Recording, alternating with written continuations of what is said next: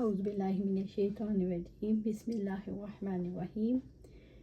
ارشاد نبوی ہے، جب وضو کرے تو ناک میں پانی ڈالے کی وضاحت، نیز اس میں روزہ دار اور غیر روزہ دار کی کوئی تخصیص نہیں۔ حسن بصری نے کہا، روزہ دار کے لیے ناک میں دوائی ڈالنے میں کوئی حرج نہیں جبکہ وہ اس کے حلق میں نہ پہنچے، نیز وہ سرما بھی لگا سکتا ہے۔ اگر کلی کی پھر منہ میں جو کچھ پانی تھا اسے باہر پھینک دیا تو تھوک اور باقی ماندہ پانی کو نکلنے میں کوئی حرج نہیں۔ روزہ دار نہ چبائے تھوک نکل جائے تو میں نہیں کہوں گا کہ اس کا روزہ ٹوٹ گیا۔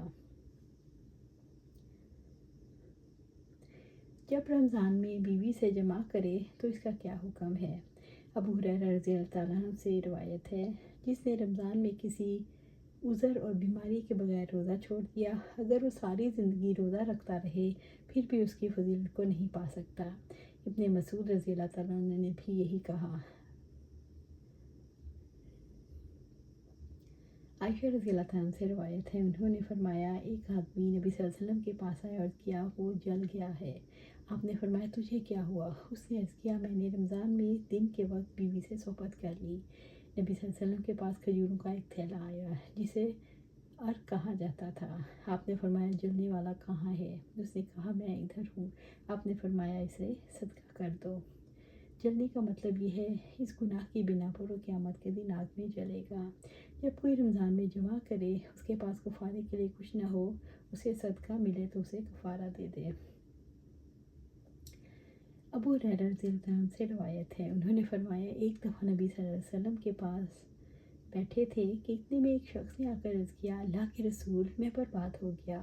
آپ نے پوچھا، کیا ہوا؟ اس نے عرض کیا، میں نے روزے کی حالت میں اپنی بیوی سے صحبت کر لی۔ آپ نے فرمایا، کیا تجھے کوئی غلام میسر ہے تو اسے آزاد کر دے۔ اس نے عرض کیا، نہیں۔ تو آپ نے فرمایا، مسلسل 2 ماہ کے روزے رکھ۔ اس نے کہا، نہیں۔ تو آپ نے فرمایا، 60 مسکینوں کو کھانا کھلا۔ اس نے عرض کیا، نہیں۔ تو ابو ہریرہ رضی اللہ تعالیٰ عنہ کہتے ہیں، پھر نبی صلی اللہ علیہ وسلم کے پاس ٹھہرا رہا۔ ہم سب بھی اسی طرح بیٹھے تھے کہ نبی صلی اللہ علیہ وسلم کے پاس کھجوروں سے بھرا ہوا عرق لایا گیا۔ عرق بڑے ٹوکری کو کہتے ہیں۔ آپ نے فرمایا، سائل کہاں ہے؟ اس نے عرض کیا، میں حاضر ہوں۔ آپ نے فرمایا، یہ لو اور اسے خیرات کر دو۔ اس نے عرض کیا، اللہ کے رسول، خیرات تو اس پر کروں جو مجھ سے زیادہ محتاج ہو۔ اللہ کی قسم، مدینے کے 2 طرفہ پتھریلے کناروں میں کوئی گھر میرے گھر سے زیادہ محتاج نہیں۔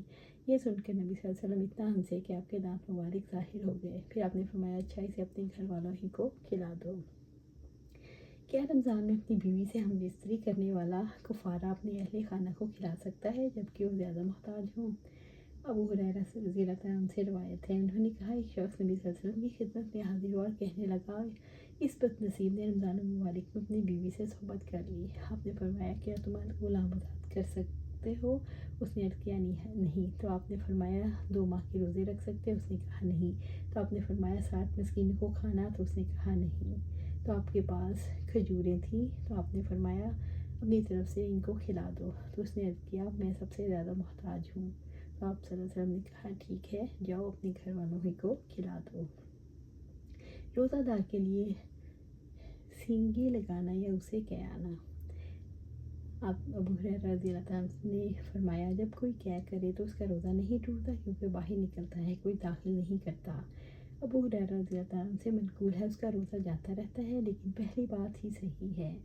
ابن عباس اور حضرت عکرمہ رحمۃ اللہ علیہ کہتے ہیں، روزہ اس چیز سے ٹوٹتا ہے جو داخل ہو اور اس سے نہیں جو خارج ہو۔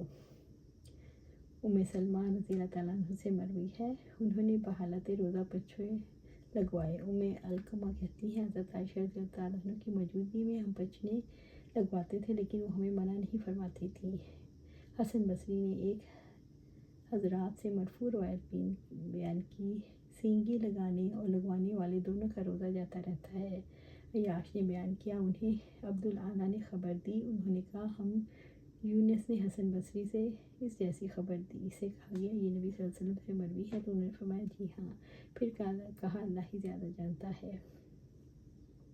ابن عباس رضی اللہ تعالیٰ عنہ سے روایت ہے کہ آپ صلی اللہ علیہ وسلم نے حالت احرام اور حالت روزہ میں پچھنے لگوائے۔ ابن عباس ہی سے روایت ہے، انہوں نے فرمایا، آپ صلی اللہ علیہ وسلم نے بحالت روزہ سینگی لگائی۔ इमाम बुखारी रज़ी अल्लाह ताला अन्हु के अंदाज़ से मालूम होता है सींगी से रोज़ा टूटने की रिवायत मनसूख है, क्योंकि फ़तह मक्का के वक्त एक शख्स रोज़े की हालत में सींगी लगवा रहा था तो आप सल्लल्लाहु अलैहि वसल्लम ने फरमाया इन दोनों का रोज़ा जाता रहा। और इब्ने अब्बास रज़ी अल्लाह अन्हु की हदीस हज्जतुल वदा के मौके पर इरशाद फरमाई, और ये 10 हिजरी का वाक़या है, जबकि फ़तह मक्का 8 हिजरी में का वाक़या है। ये एक असूल है, मुअख्खर हदीस मुक़द्दम के लिए नासिख होती है। इब्ने अब्बास की हदीस में आप सल्लल्लाहु अलैहि वसल्लम ने हालत इहराम में सींगे लगवाई, इससे भी मालूम होता है हिज्जतुल वदा का वाक़या है। अल्लाह सुब्हानहू व तआला हमें कुरान और सुन्नत पर अमल करने की तौफ़ीक दे, उस पर जमा दे और हमें जन्नतुल फिरदौस के आला मकाम पर अपने पास जगह अता फ़रमाए। आमीन या रब्बिल आलमीन।